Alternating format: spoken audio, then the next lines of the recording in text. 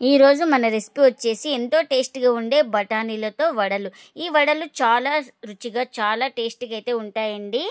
ఈ వడలు అయితే ప్రతి ఒక్కరికి నచ్చుతాయి, అంత రుచిగా అయితే ఉంటాయి. ఇంకెందుకు ఫ్రెండ్స్ ఆలస్యం, ఎలా చేయాలో ఏంటో అనేది వీడియోలోకి అయితే వెళ్ళిపోయి చూద్దామా. మరి నేను ఇక్కడ ముందుగా అయితే 1 కప్పు పచ్చి బఠానీ అయితే తీసుకున్నాను. మార్కెట్లో దొరుకుతాయి కదా, ఆ బఠానీ అయితే తీసుకున్నాను. 1 కప్పు దాకా శుభ్రంగా వాష్ చేసుకున్నాను. ఇప్పుడు వీటిని ఉడికించుకుందాం. ఇంకా ఇప్పుడు ఇక్కడ స్టవ్ అయితే ఆన్ చేసుకొని వాటర్ కూడా పెట్టేసుకున్నాను. ఇంకా అందులోకి కొద్దిగా సాల్ట్ అయితే వేసుకుందాం. ఈ వాటర్ మనకు బాయిల్ అవ్వాలి. ఇంకా వాటర్ అయితే మనకు బాయిల్ అవుతుంది కదా, ఇప్పుడు ఇందులోకి ఈ బఠానీ అయితే వేసుకుందాం.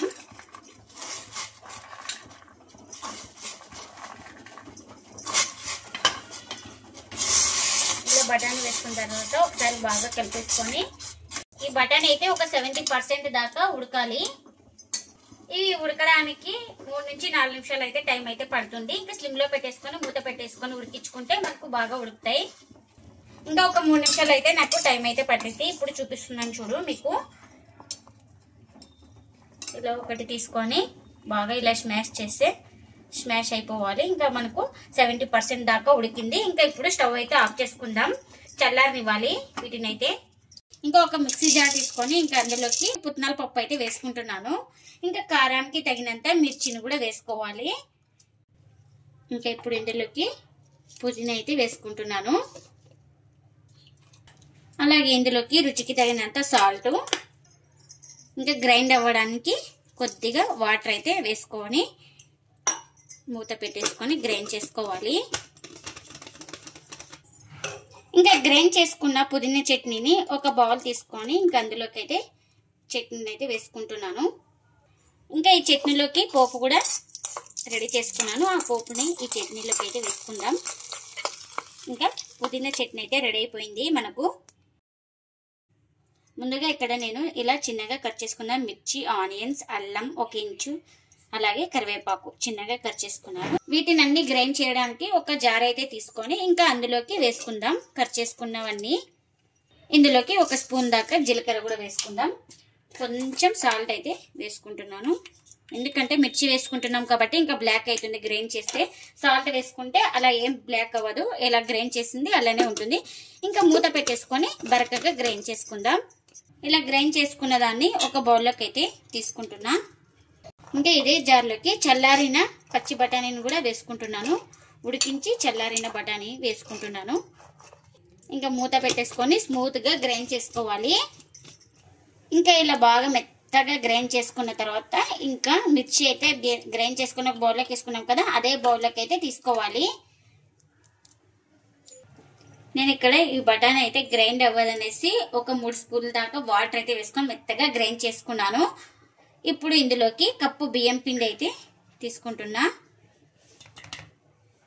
ఇందులోకి ఒక 1/4 టీ స్పూన్ దాకా పసుపు, రుచికి తగినంత సాల్ట్ కూడా వేసుకోవాలి. ఇంకా ఈ సాల్ట్ కూడా వేసేసుకొని మొత్తం బాగా కలిపేసుకుందాం.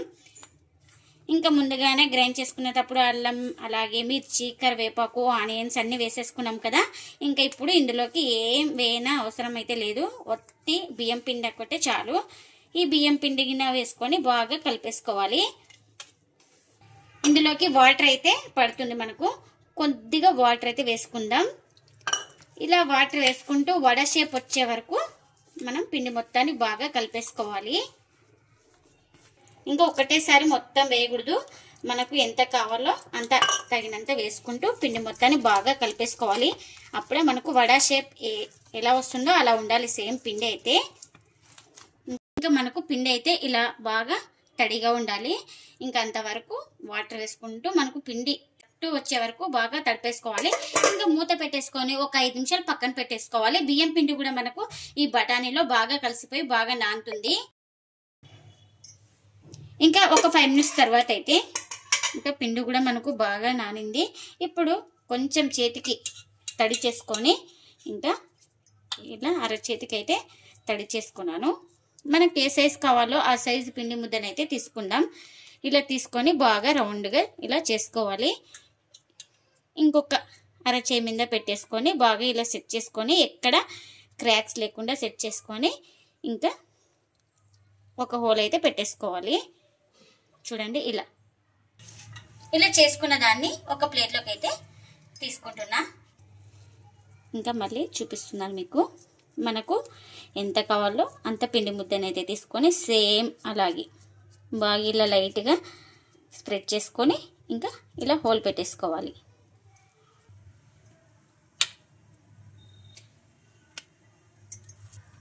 ఇంకా అన్ని ఇలా చేసి పెట్టేసుకున్నాను. ఇప్పుడు వీటిని ఆయిల్లో అయితే ఫ్రై చేసుకోవాలి. ఆయిల్ కూడా పెట్టేసుకున్నాను. ఆయిల్ కూడా హీట్ అయింది. మనకు ఇలా చేసి పెట్టేసుకున్నాం కదా, ఈ వడల్ని అయితే ఒక్కొక్కటి నిదానంగా ఆయిల్లోకి అయితే వేసుకోవాలి.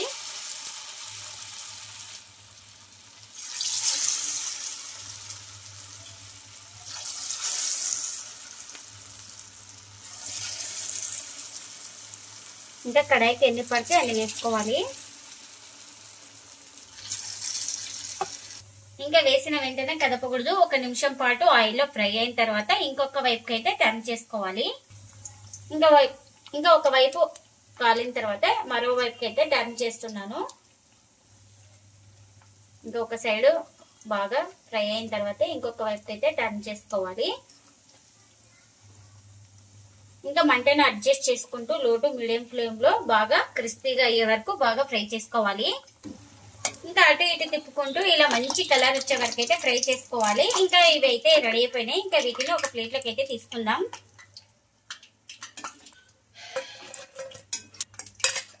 ఇంకా మనకు ఆయిల్ కూడా అస్సలు పట్టదండి.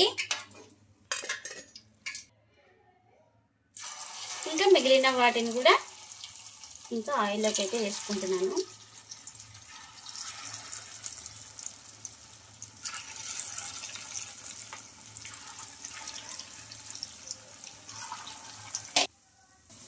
ఇంకా ఒక సైడ్ కాలిన తర్వాత ఇంకొక వైపుకి అయితే టర్న్ చేసుకుంటున్నాను.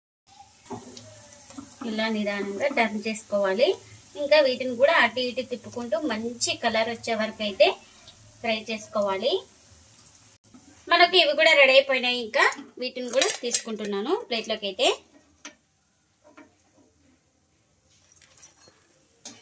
ఎన్నైతే అన్ని ఇలానే చేసుకోవాలి. ఎంతో టేస్టీగా ఉంటే పచ్చి బఠానీతో వడలు అయితే రెడీ అయిపోయినాయి. వడ అయినా అనొచ్చు, గారైనా అనొచ్చు, ఎలా అయినా పిలవచ్చండి. ఈ వడలు అయితే చాలా రుచిగా చాలా టేస్టీగా అయితే ఉంటాయి. ఎప్పుడు ఒకే రకంగా కాకుండా బఠానీతో ఇలా వెరైటీగా చేయండి. ఇంటిల్లి పాదికి అందరికి నచ్చుతుంది. పిల్లల నుంచి పెద్దల వరకు అయితే చాలా ఇష్టంగా తింటారు. ఇంకా ఇందులోకి పుదీనా చట్నీ కూడా చేసుకున్నాం కదా, ఈ చట్నీని కూడా సర్వ్ చేస్తున్నా. ఇంకా మీకైతే ఇప్పుడు చూపిస్తున్నాను. చాలా క్రిస్పీగా బాగా ఫ్రై అయిపోయిందండి. ఇంకా లోపల కూడా ఎక్కడ పిండి అయితే లేదు మనకు. మీరు కూడా తప్పకుండా ఒకసారి ఇలా ట్రై చేయండి. మీకు ఎలా వచ్చిందో కామెంట్ అయితే చేయండి ఫ్రెండ్స్. ఇదండి ఇవాల్టి వ్లాగ్. ఈ వీడియో కనుక నచ్చితే ప్లీజ్ లైక్ చేయండి, షేర్ చేయండి, కామెంట్ చేయండి, అలాగే లైక్ చేసి సపోర్ట్ చేయండి friends. Thanks for watching. Bye bye.